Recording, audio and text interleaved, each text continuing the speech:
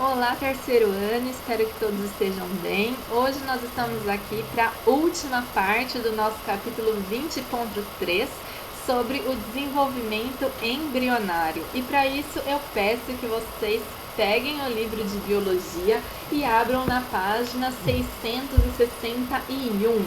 A gente vai falar então sobre embriologia e anatomia como evidências da evolução.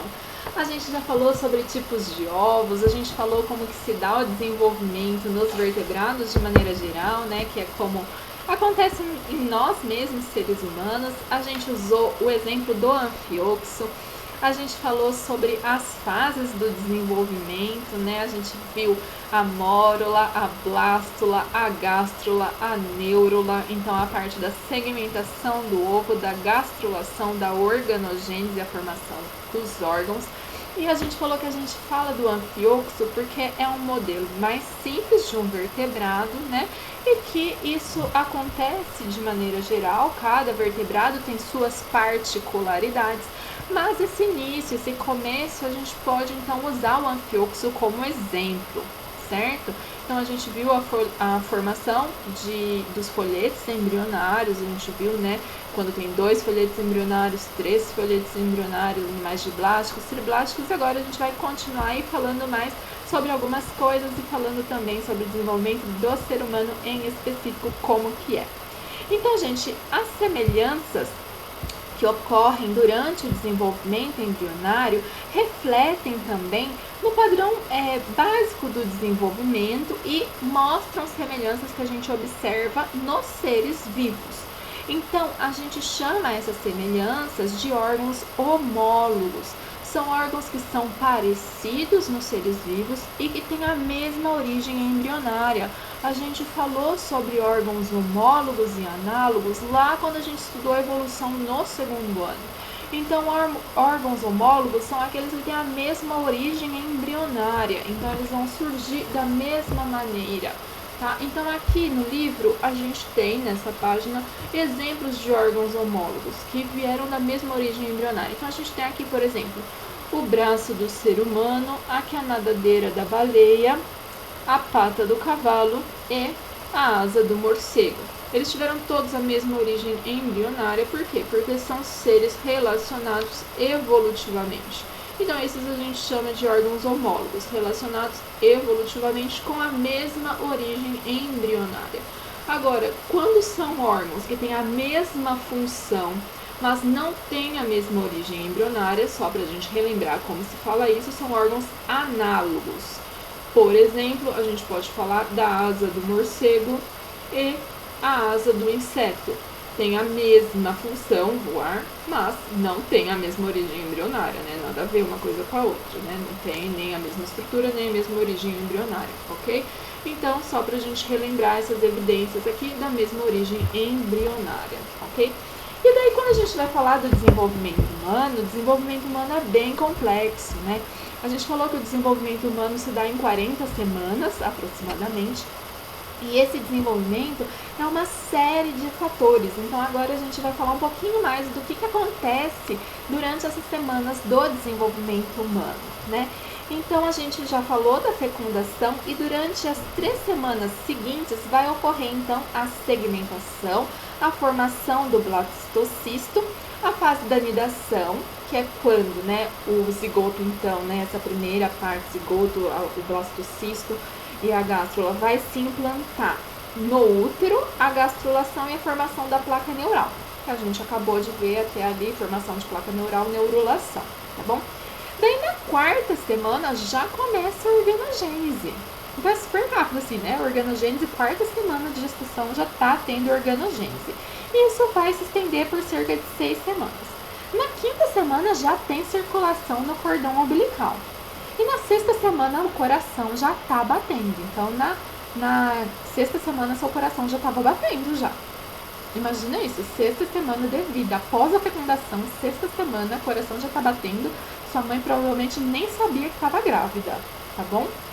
E daí com 10 semanas de vida, seus órgãos já estavam todos formados. Todos formados. Incrível, gente.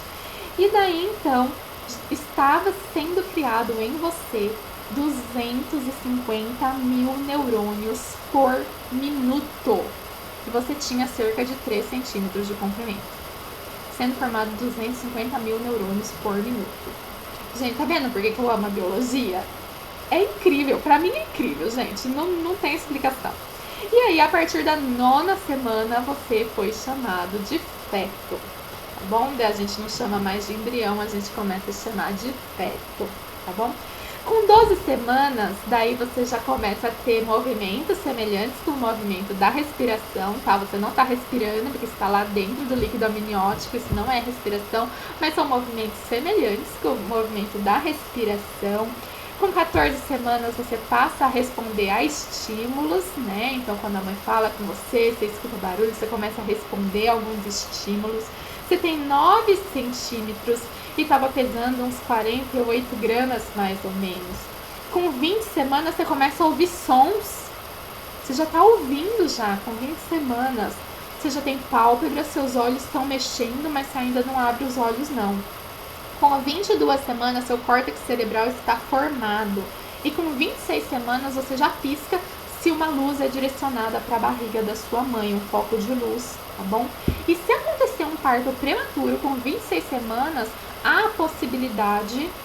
possibilidade de você sobreviver, tá bom? Com 30 semanas, que é quase 7 meses, você já tá maduro, tá? Quase maduro ali. E daí você já abre e fecha os olhos, chupa o dedo e se mexe demais com 7 meses ali. Com 34 semanas é quando o pulmão finalmente completa o seu amadurecimento, tá? E daí 8% da massa era gordura, bastante, né? E você já tem bastante dificuldade de se mover dentro do útero da tua mãe, porque o espaço já tá bem pequeno, você já tá bem grande por aí, tá bom? E por fim, com 40 semanas de gestação, você tá ganhando cerca de 30 gramas por dia, isso é bastante pro bebê, tá? E você tá preparado para o nascimento, e daí a qualquer momento, entre 40 e 42 semanas, é bem provável que você tenha vindo ao mundo e conhecer esse mundo aqui fora. Se não, daí marcou uma cesárea para que você viesse ao mundo. Gente, esses eventos foram diversos eventos, assim, muita coisa deu certo para que você viesse a esse mundo.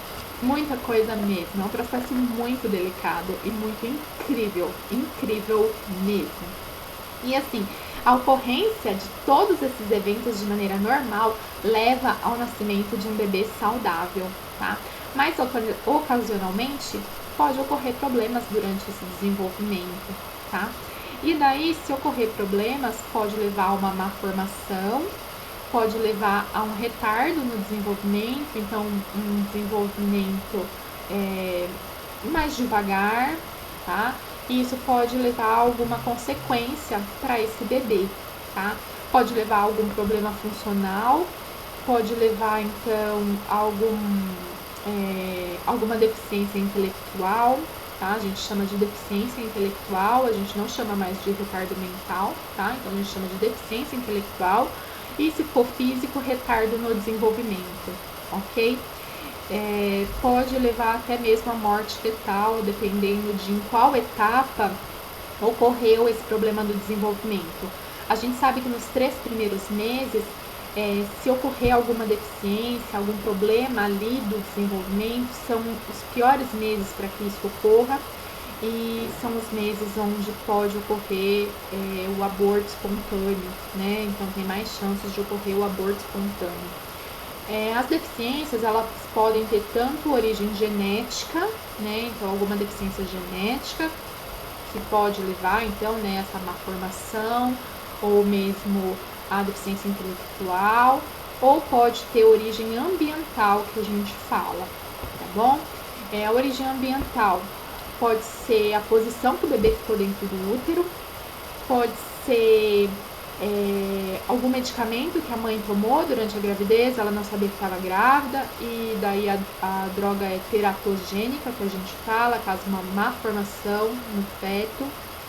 Pode ser pelo abuso de drogas ilícitas, né, álcool, fumo, ou mesmo drogas ilegais, né, e pode ser também por conta de contaminações ambientais, mercúrio, chumbo, ou mesmo por algumas doenças, agentes infecciosos, como o vírus da rubéola, a bactéria da sífilis. Então, existem alguns, né, agentes infecciosos, bactérias, vírus, que vão causar malformações no feto durante o seu desenvolvimento, tá bom? Ou pode ser por falta de ferro, né, durante o desenvolvimento, alguns vitaminas, alguns suplementos que a mãe precisa para passar para o bebê e que também pode ocasionar aí deficiência na formação da placa neural do bebê, daí é bem grave, tá bom? Então, gente, foram eventos bem incríveis que fizeram você estar aqui hoje. Então, dê valor à tua vida, de verdade mesmo, tá bom? Você é muito especial por estar aqui hoje, tá bom?